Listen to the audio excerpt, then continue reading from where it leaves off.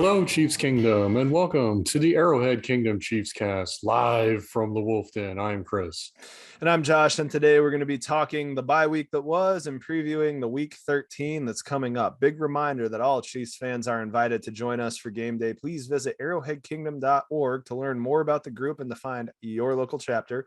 And please make sure to like, share, and subscribe to this channel. As always, we'll be talking about your Kansas City Chiefs. We're going to be catching up on the bye week and looking ahead to the matchup against the Broncos. Well, yeah, we are, of course, presented by Complete Weddings and Events, your leading provider of photo, video, DJ, photo booth, lighting, and coordination services. Please visit them at completewedo.com. All right, so bye week, what'd you guys do? Watched a lot of other football games. Same. Ate a lot of turkey. And watched a lot of that Cowboys game. I saw 30 million people watch that one. Is that right? Yeah, it was a good game. Yeah, I was glued to that game. Yeah, I was glued to that. I watched it too. It was that was a good one. Other than that though, yeah, it was a lot of football. We went to Josh and I hung out. We went to I saw Josh spin records. He spins records as a DJ. Literally records. Yeah, vinyl. In Hayes, Kansas. That was a fun party. And so it was a good time. Brian, I went out and bought 35 vinyl albums this week because we're probably going to do that over Christmas again. Nice. Well, I think it came off well and it fit the aesthetics of the room really nice. Now, this place had like a really nice kind of decor going on. Yeah. It was, for kind of a new area, is really fancy, I thought. I don't know, like had like a fancy thing going on. Felt like a vinyl. Someone should be spinning vinyl records here. Yeah. Well, and that dude that runs the place, is Paisley Perry in Hayes, Kansas. Sean, the manager owner, went out and got a really, really nice Yamaha turntable, which they have the direct drive and the belt driven turntable. So it's whatever your taste is, but total phono out, went right into a JBL speaker and, was able to get it kind of loud, but not too loud. It was a perfect just wine bistro type of vibe. And, I was able to raid my parents' closet and take a bunch of vinyl they're never getting back. I was able to go through some good country and classic rock. And we had a handful of people that brought their own stuff in. So it was nice. It was a really, really fun evening. Trying to think of excuses where, Chris and I can find a place here in Milwaukee to do this. Oh yeah. Which that's as hard as we want it to be. No. Walk into Buffalo Wild Wings with some vinyl and be like, I'm spinning, like whatever. Yeah. I mean, we can get that Wolf Den room anytime we want to. Yeah. There's a corner bar right by me that just opened. That's it was this typical. One of the things about suburbs of Milwaukee, there's all kinds of houses that are converted into corner bars, and it's a wonderful thing. We call them dirtbag townie dives, and they're my favorite places to go. I say all those things before in a truly affectionate way. Well, the one that I frequented the most recently shut down, and it reopened about a month later. It reopened here within the last couple of days, but it's branding as your German corner bar, and so they got a bunch of German beers on tap. So I'm pretty excited about that. Nice. Yeah. Very nice. So Chris, next time you're over, and Brian, next time you're in town, we'll certainly be doing those things. Hey, I'm always down for these diver townie bars. Yeah, exactly. There's actually some pretty good restaurants in old houses too over here. Oh, absolutely. I mean, it's a great little vibe that we do over here. I always think it's kind of relaxing to watch football during the bye week because there's absolutely nothing that can happen to the Chiefs except for positive type of things, especially in the situation that they're in, and seeing the rest of the division go to 6-5. I mean, that Cowboys Raiders game, I'm always interested in seeing the Raiders lose, but that was just compelling TV. But the Broncos, putting it on the Chargers and drawing the rest of the division, I mean, that just makes this game huge. And the NFL recognized that last week, but this is really a pretty massive game. Well, gosh, yeah. I mean, So we're 7-4, and the rest of at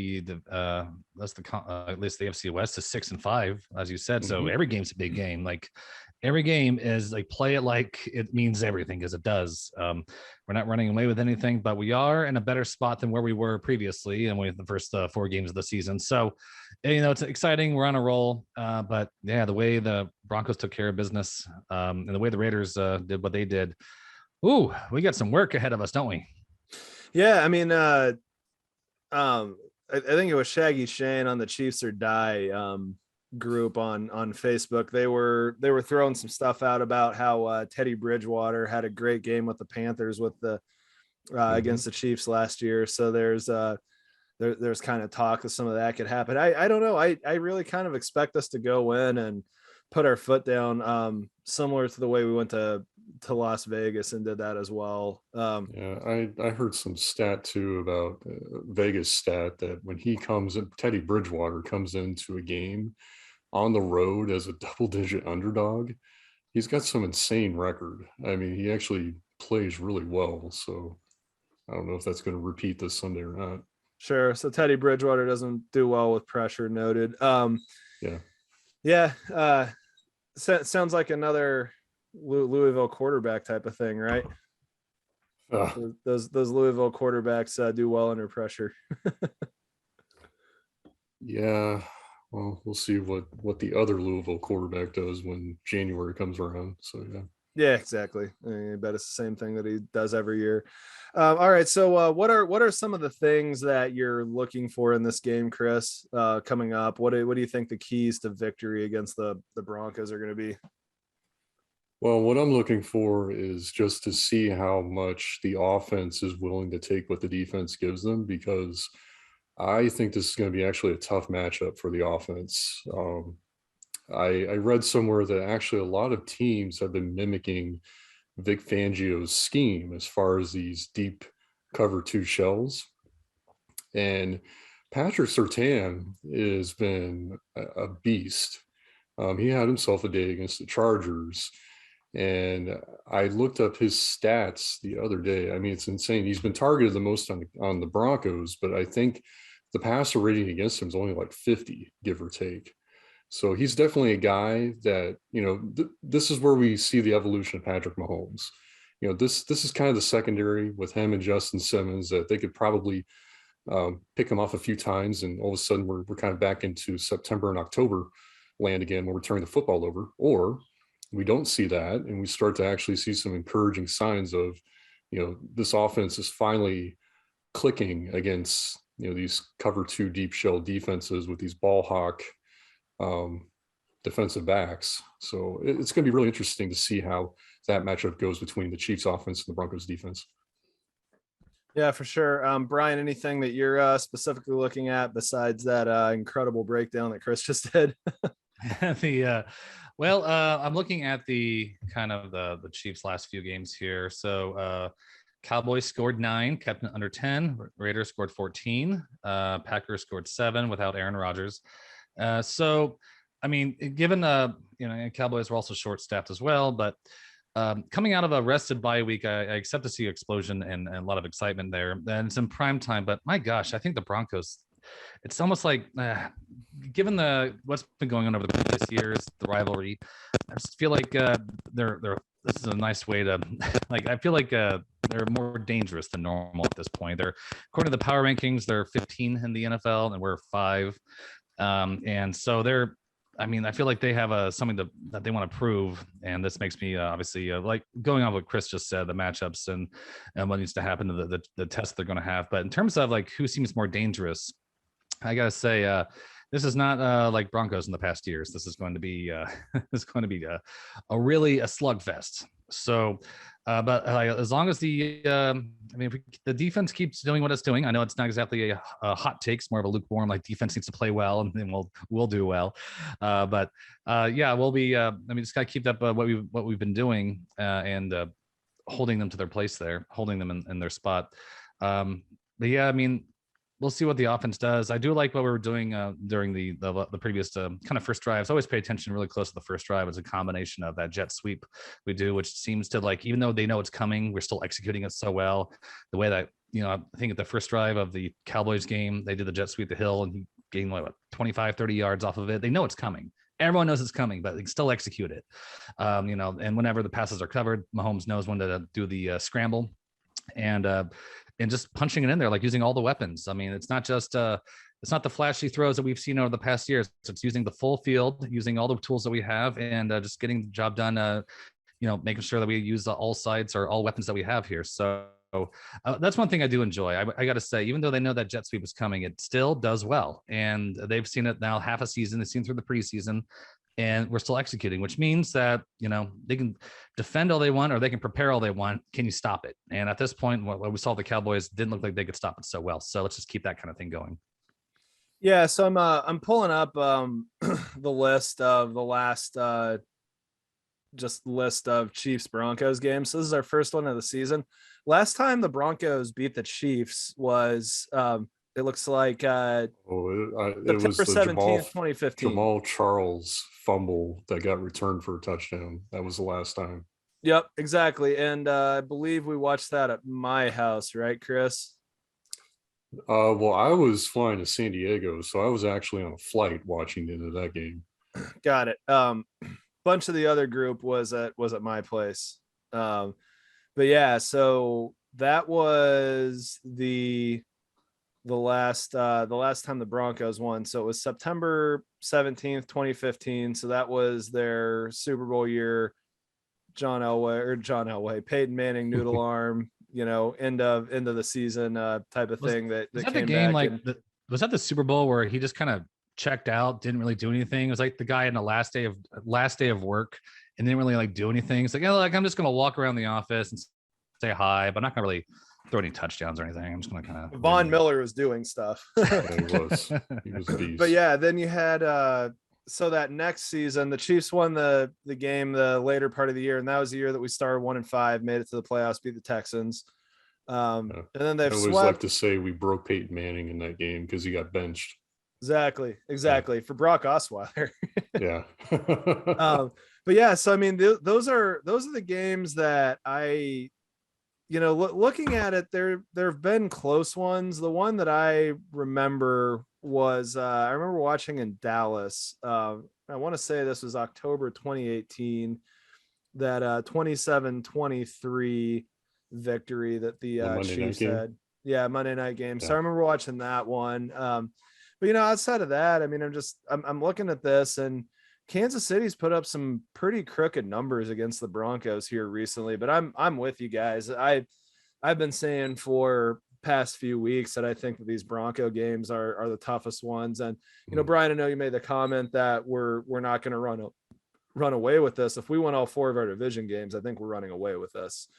So there is a possibility to do this. I really do think that we have the chance to go 6-0 and close this season out. I get the feeling that week 18 against Denver on the road in Denver, I feel like that game is going to mean something.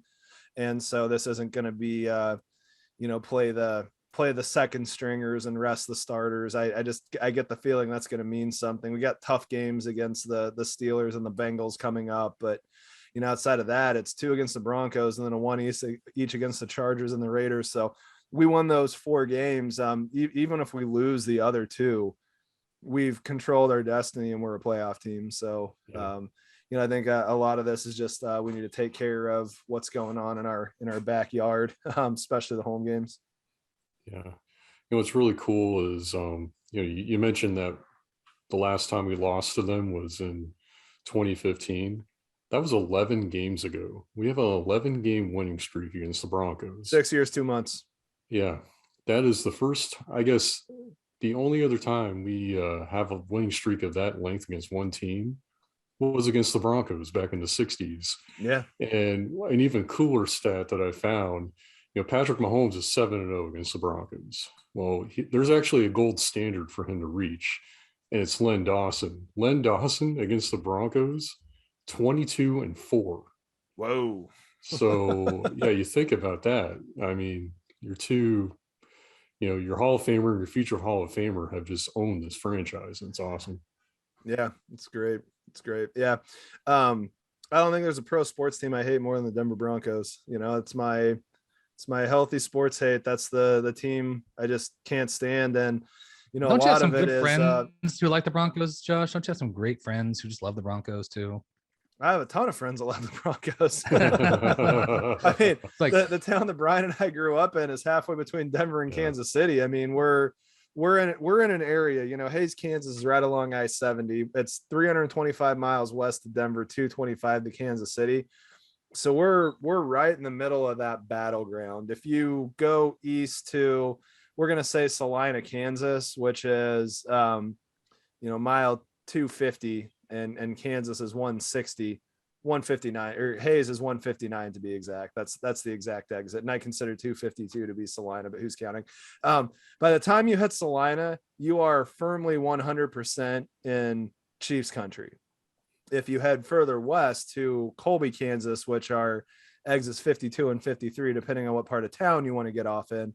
I want to say it's 53 if you stop to get off by the Starbucks little oasis thing they have. You're pretty firmly in orange and blue Bronco country when you get out there. So Brian and I were from battleground kind of area, and most of the people in our town, you know, went one way or the other. We had your outlier Packers, Steeler, Miami Dolphins, just because it's a big enough Cowboys place. You had that. Yeah, Cowboys, of course. I want to say one And more thing on record about the Broncos. They have the worst color combination of any pro sports franchise. I mean, blue and orange. Come on. Well, if you look at you a color sound like my wheel, mom right now. By the way. That's something she would say. I mean, disgusting color combination. but artistically speaking, you have your primary colors, your yellow, blue, and your red, and then you have your tertiary colors that are the combinations of the two. Well, if you take those 6 colors and do a color wheel, blue and orange are opposite. Yeah, they're completely contrary colors. They're meant to not go together. Yep. Yeah, and they don't. Jarring to the eyeballs. Yeah, exactly. I mean, the other ones are green and red and yellow and purple. So if you're doing the two together, you're making a statement, which, Chris, I agree with you and disagree with you at the same time. I appreciate the statement they're making. Well, I probably have a worse one then. In this photo, they're red and blue here. So, you know, behind me. Yeah, I mean, if you want to talk about color schemes that I think are horrible, you know, Anthony, the guy who's been on here with us before, who's the Titans fan, he's like, we're rooting two-tone blue. That's a horrible color scheme. Two-tone blue. Two-tone blue is stupid. It's kind of Royals-esque though with their powder blues now, but yeah, but they normally only they feature it's only one color. it's only the number that's darker blue. But yeah, but still they feature the jersey number. Yeah, they feature one color, and you're either powder blue or you're royal blue, and there's a distinct difference between the two. And pick one and run with it. Those are both fine color choices. But yeah, I mean, two-tone blue I think is kind of dumb. Yeah, I have no opinion on this, but I'm going back to what our friends say. And it reminds me of our Catholic upbringing, Josh, of whenever someone says they're a fan of the Broncos, it's like, oh yeah, well, we love the sinner, we just don't like the sin. Exactly. Yeah, love the sin, hate the sin, love the center. Exactly right. Exactly. So, good. You know, I don't want to get all theological on everyone right now, because you know that's that's the one Catholic reference I'll make in a few years. Next one will be in a few years from now. Theologically speaking, yes, rooting for the Broncos is a sin. That's 100% true. yes. It's you know how you know how you go to like a restaurant and sometimes something's not on the menu and you have to ask like, I want the thing that's not on the menu. That thing is not on the first 10 commandments. It's one of those, that kind of thing. It's like, exactly. Oh, it's one of the commandments, just not listed. It's like the chef's special on the menu. Exactly. It's like going to the local diner and ordering an egg white omelet. It's like, clearly they can make this, but the BS order and you should be flogged in the parking lot for ordering it. So yeah, but yeah, I'm looking forward to. Well, you know, it's gonna be a good game. It's gonna be. I like how they flexed it too. They know what's at stake here. It's gonna be prime time Sunday night football. Mm-hmm. So I gotta throw some extra props at Arrowhead Kingdom. I'm gonna actually be watching this game with the Orlando Arrowhead Kingdom group. Nice. I'm heading down there for a meeting completely unrelated to anything Chiefs, and the way everything was going to work out is I had a 5:00 flight out of Milwaukee, which was going to be perfect to watch the game at our local Milwaukee spot and then head straight to the airport from there and have to pound one less beer before I got on a plane, because I pound a beer before I get on any plane. Don't care how far I'm flying. But I ended up moving my flight to fly out at 11:00 in the morning, so I wouldn't have to miss any of the first kickoff. And so, got linked up with Doug, who linked me up with the group in Orlando, and this Arrowhead Kingdom thing is going to be just a great deal. It sounds like they've got a pretty rocking chapter.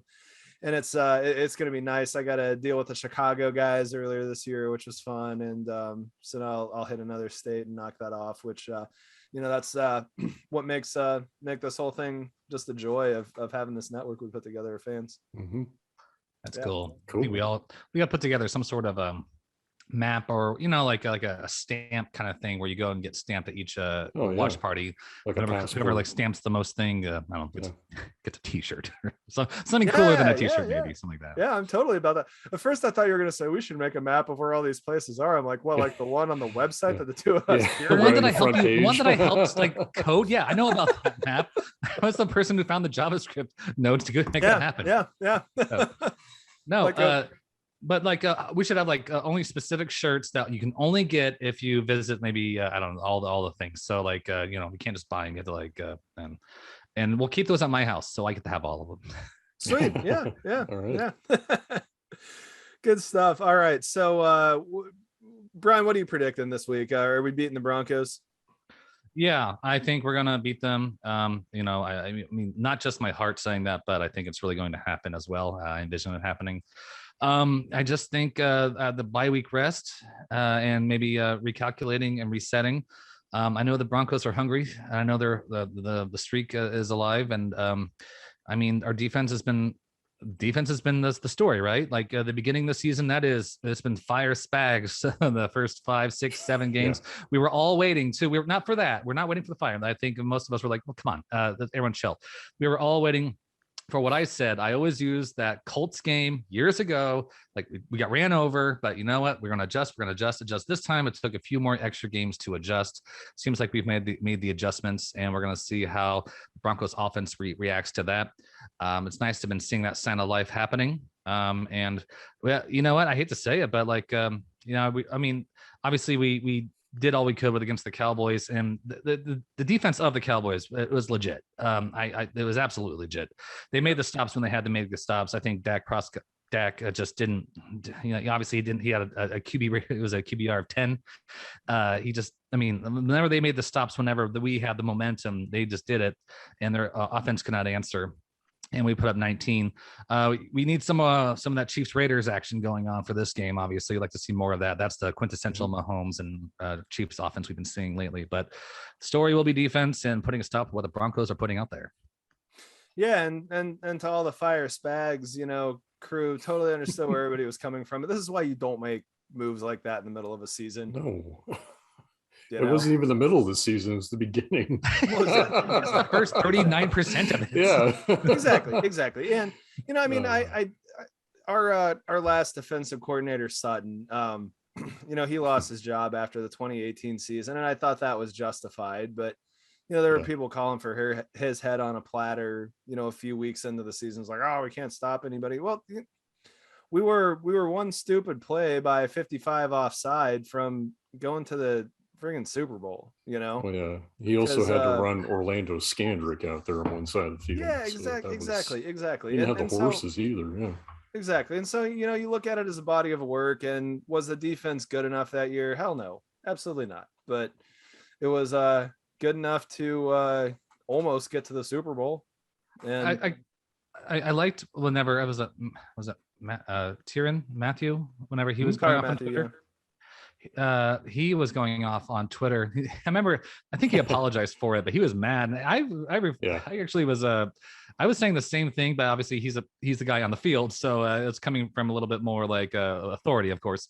But he's like, we went to 2 back-to-back Super Bowls, and you're giving me this. We've been AFC West consistently coming for, and obviously I think we mentioned this earlier in the season on these. We are spoiled. Those of us, and I think we all were in agreement on that one. Now, watching how people react to that being spoiled, that's another thing. And whenever things don't go the way you hope they go, well, you got to have some grit about you and move forward and stay with them and stay consistent and focused. And obviously, it's our team, so we're not going anywhere. But yeah, just the way people were expressing that, it was a little bit. I'm not gonna say disappointing. It's a little disheartening. I'm gonna go with that. Yeah, it was something. I don't know. Got a bunch of people getting wound up. We've we spent all of 2020 in our houses, and we're spending 2021 paying $4 for gas and working hybrid schedules and stuff like that. So I don't know. And my favorite TV shows, my favorite TV shows haven't put out a new episode in a while, except for today. Always Sunny came out yesterday, and that was a new one. I was gonna say, what are you talking about? South Park and Always Sunny in Philadelphia have put out 3 episodes within the past week, and they're all 3 brilliant. And I read that Always Sunny is now the longest running sitcom in television history. Yeah, but they only have 150 some episodes. So but seasons wise, seasons wise, at 15 years, it was God, what was the show that went for 14? But it was during the 60s. It was the 52 to 66. It was 14 years. Find it on NPR because that's where I read it. Yeah, well, I got caught up on Always Sunny before this for coming here, and I'm waiting for. I'm gonna binge South Park later, but come on, but like the year and a half, year and 3/4 of a year, like we've been waiting on. I'm waiting for Barry. I'm waiting for the Orville, and I'm waiting for. Always Sunny came out. Those are the big main ones there. Yeah. Like No, the 2 Always Sunny episodes are great. They put out 2 Lethal Weapon 7 in 2020 recap. It's great. The 2020 recap is the most Always Sunny episode that you can possibly have. I mean, If you want to know what that show's about, just watch that episode and that'll get you caught up real quick. But I've got the show, The Adventures of Ozzie and Harriet. Yeah, there you go. Ozzie That's and his Harriet. record they broke. Yeah. Ozzie and Harriet was a record they broke. Yeah. And so, totally appreciate that they did that. It's a great show, great satire. South Park, their new special that they have. I mean, those guys are Broncos fans, which is the only thing that sucks about it. But the thing where they make the kids 40 years old, I think is hilarious. And they did a really good job of it. And it's just so on point with the satire that they do. It's great. Yeah, still good stuff. But yeah, Broncos fans but we live with that because we like South Park, grew up with them. So exactly. All right. So what are your feelings right now? We're 7-4, 6 games left. What's your projection for a record? And if there's more than 4 losses in the column, where do you think they come, Brian? Running the table and winning 6 in a row. That's just, I know we can do it, but the realistic, this thing said that just can't happen. I think, the AFC West games are just going to be so rough. Because everyone, there's one game separating all of us, but we have to, those are must wins. I think we'll take care of the Steelers. I think I hate to say we lose to the Bolts again. And I don't want to say, but I feel like that's probably, if we're going to lose one, it's one of those, that situation. And beating the Broncos twice in the 6-week span, God, that's going to, I think we lose 2. I'll say one is the Bolts. I don't know the other one is. Chris, what do you got? I've got them winning 5-6. I think they're either going to lose Cincinnati or the finale at Denver. One of those 2 games. Yeah, I got us going 13-4. I think we won all 6, but those last 2 games are the 2 that I have the most concern with. Cincinnati and the finale at Denver. Well, and Denver does still have something to play for. They're tired of getting their ass kicked, which it would be 12 games in a row if the Chiefs win on Sunday night. So yeah. There was a great video you got to watch. Nick Saban talk about he went viral. I mean, he was on an after game thing where I don't know what the context was, but he's going off about how much how much Alabama football hates to lose, and they absolutely do. But everyone gets them; they get their best game. And whenever Alabama, we're all used to that's the team to beat. And if they lose 2 games in a row, how just like unfair that little expectation. It kind of came off how unfair that is, but it's also a standard that they created. So it's all Nick Saban created that. It's not that they created. Yeah. Nick Saban created that. right. So I think he was just going to bat for, you got to remember these guys are like, early 20s, and Sure, they're competitors. They're elite. It's just like you made me think of the Mike Gundy rant. Oh yeah. Oh man, I'm 40. Yeah. Oh yeah. Sticking up for his quarterback. Yeah. Right. Exactly. So you gotta check that out. So I pulled that up. I'll bring that up one of these days. But yeah, that's a good one. It's great. It's great. All right. AFC. Anything else we want to talk about there? Who are we seeing as the teams that are threats right now? I mean, the ones that I got my eyes on, the Patriots are looking good. At this point, when I wrote my column for Airhead One, I think that the Chiefs and Patriots both went out for the season, which would put the Patriots as the 1 seed. Doesn't necessarily mean we're going to be going to Foxborough for a AFC Championship game. I think they're gettable, but Bill Belichick's doing a masterclass this year. Looking at the Bengals again, and can't discount the Ravens as much as I want to, and the Bills, might still have something going on too. Chris, what are you thinking? I like the Bills more than the Patriots, because I mean the Patriots, it's kind of like, I'm not saying they're the Broncos, but they've kind of gone down a stretch like the Broncos did at the beginning of the season, where they really haven't played anybody during the 6-game winning streak, except for the Titans, and the Titans were without Derrick Henry, Julio Jones, and AJ Brown. Yeah, true. So I still got my eye on the Bills. I still think that they are probably the most balanced team in the AFC right now, but I still going to take Patrick Mahomes over Josh Allen, especially in a playoff game. But as far as anyone else, I mean, it seems like every week we're talking about someone different being that team. So, I mean, we'll see who next weekend, who is that, if it's the Patriots, the Bills, or the Ravens, who knows? Hell, I don't know. It might be us if we beat the brakes off Denver. Yep. Yeah. My gosh, what happened to the Browns? My goodness. They're 6. They're the last in the AFC North. I remember when they were like the, like the not favorites, but they were like a conversation, a big time conversation, and making postseason noise. I think injuries, and Baker Mayfield's been playing with one shoulder, but here's the only thing that here's the only thing that I'll say. I put together a spreadsheet, because this is how I normally process things when I was trying to project what I think the final seeds are going to be. And I got to tell you, of the 16 AFC teams, I put 13 on there. So really, outside of the Jets, the Jags, and the Texans, I think you got to pay attention to everybody. And the bad record team that I really have my eye on right now is what about the Dolphins? The Dolphins are 5-7, and they have a very winnable slate of games. They play the Giants, followed by the Jets, followed by the Saints. Both the New York games are at home.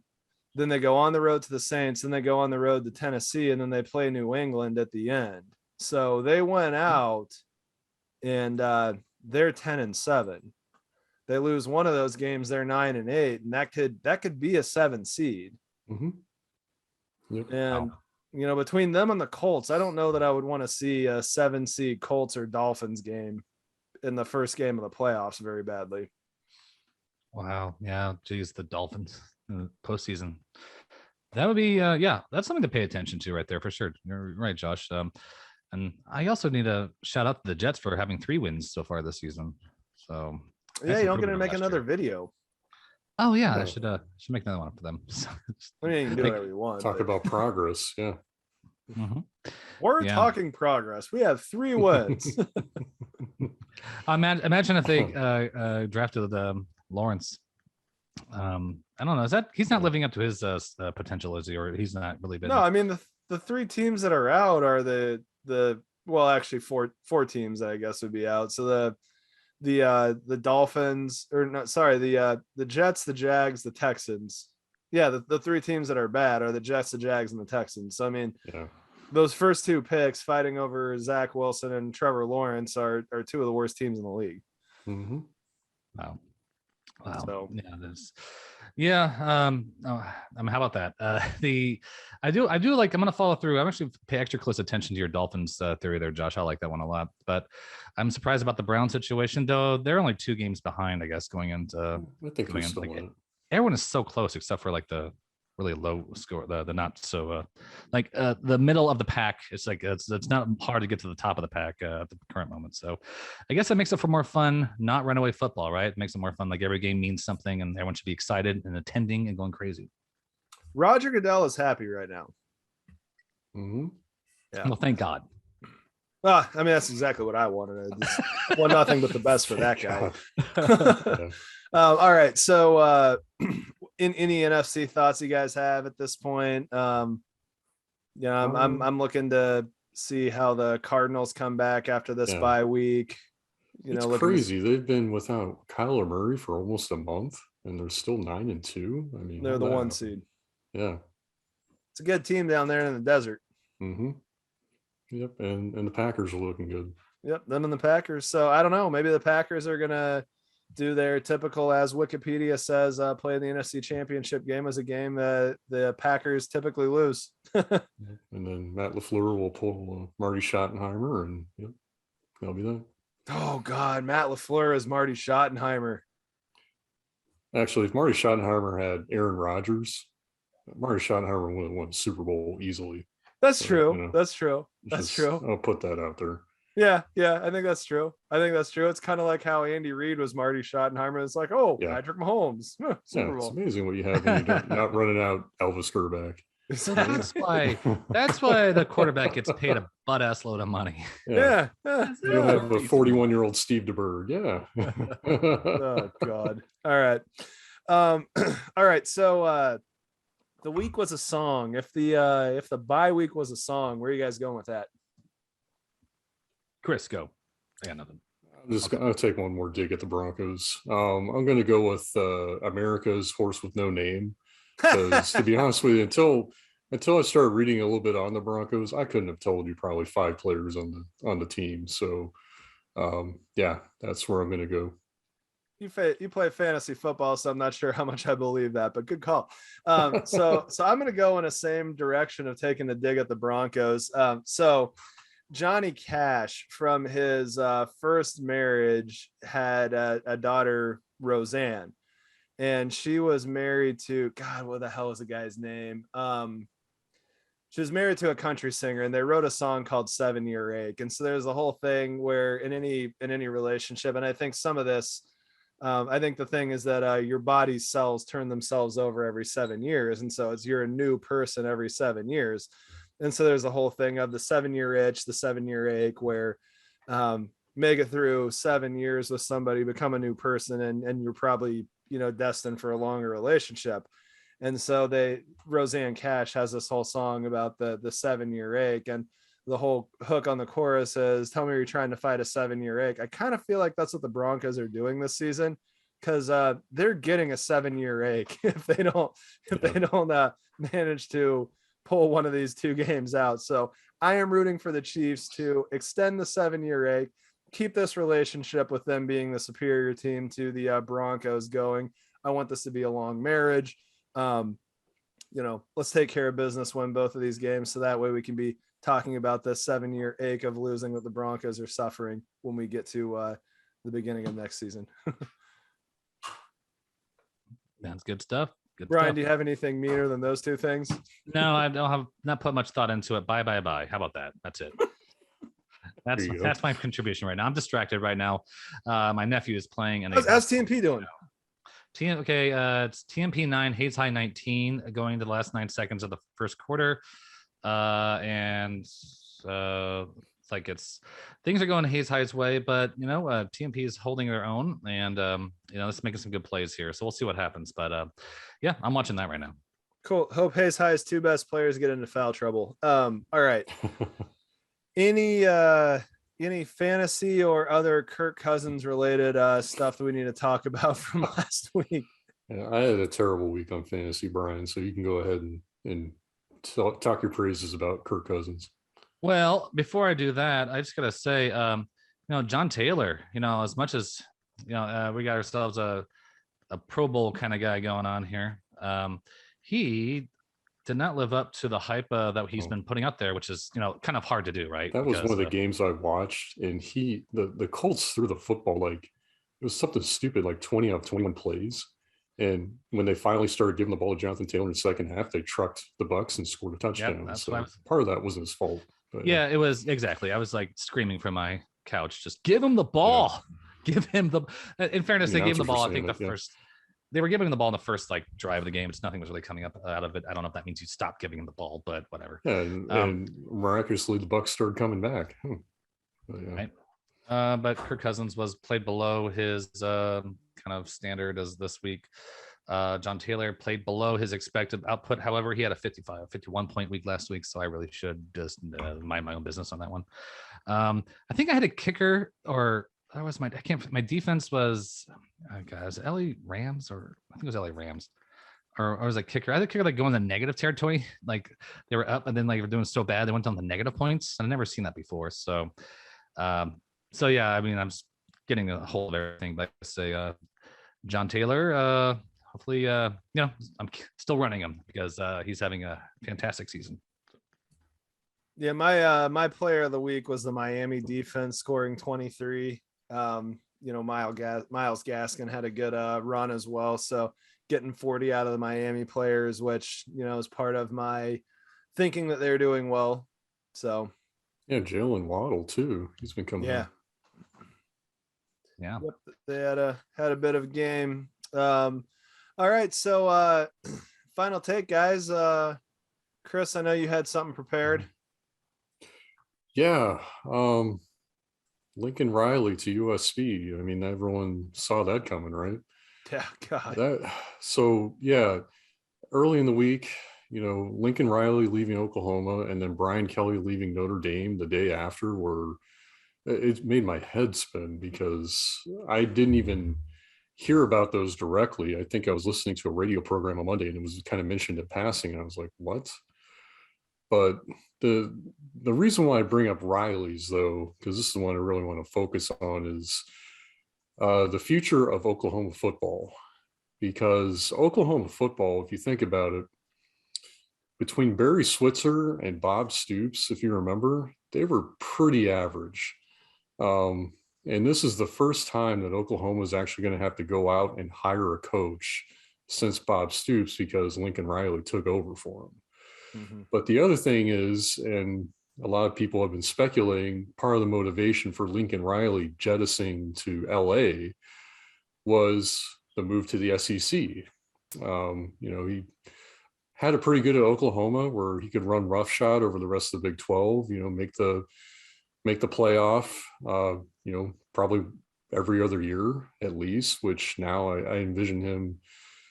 He probably thinks he's going to do with USC, but to then just get thrown into a pool with sharks with Alabama and Georgia and LSU, I got a feeling that probably deterred him from wanting to stay on with the Sooners.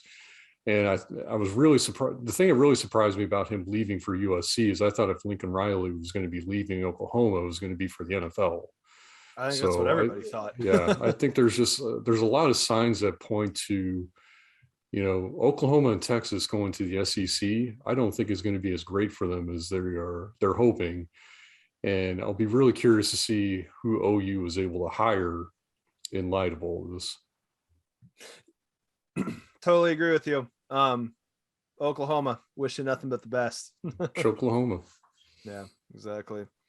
Yeah, my final take is freaking baseball. Sports getting harder to like. I'm not gonna lie. It's just a mess. I mean, 7 minutes of negotiation before a lockout, and there's just so much. There's so much stuff just going on with baseball. Rob Manfred calling, what was it, the AL trophy a piece of metal, something stupid like that. So you have just a total dummy in charge of the sport itself. Can't get out of its way and figure out how to, not have 5-hour long games and crap like that. And I know that like the players want a universal DH. I personally hate that. I love National League Baseball, and the idea of a permanent DH is just horrible for me. I understand why they're asking for it. And I don't know if you caught the headline over the offseason. Scott Boras, ripped into the Atlanta Braves and said that, all the owners tanking handed the Braves a World Series, and that it was, a complete sham, that teams like the Dodgers that went out and threw ungodly amounts of money at his players that he represents, not winning was just completely unfair. And I understand both sides of that. I really do. I don't like watching teams tank, but at the same time, I mean, if you get into just the pure economics of throwing the amount of money that the Scott Borases of the world think that they should be throwing, like Max Scherzer's contract, 3 years, $130 million from the Mets. I mean, that's ridiculous. Yeah, There's blew up the market with that contract. Yeah, I mean, there's like 3 or 4 teams that can actually handle doing that, which, you know what, that's fine. That's the way the game is going to go. That's fine. You can't be shocked when you have, 8 or 9 teams that just say there's no way we can win, so we aren't even going to try. And that's kind of the whirlwind that you reap. And, I mean, I watch a ton of international soccer, and that's the way that goes. You don't have salary caps in any of those sports. It's completely uncapped. It's the most capitalistic thing in the world. So there's a part of it that I just look at and say, this is, intriguing, beautiful, and the way things that should be going. But, you don't get to be shocked when everybody else just goes, hey, this isn't very fun, and we're going to kind of do what we feel like and try as hard as we want to. And, that hurts the Scott Borases of the world, which is just horrible. We're sorry that you were only able to get, $300 million contracts instead of a fourth one. It reminds me of, we were talking about South Park before, the South Park where they were doing the whole thing about illegally downloaded music. And it's just like, oh, this is Lars Ulrich from Metallica. He wanted to buy a gold-plated shark bar, but he's going to have to wait an extra month to get that. And he's sitting there crying by his pool in front of his mansion. It's like, and this is Master P's son, and all he wanted for Christmas was his own island in French Polynesia, and he's not going to be able to get it if people keep downloading Master P's music and stuff. It's like, I understand what you're saying. There's right and wrong.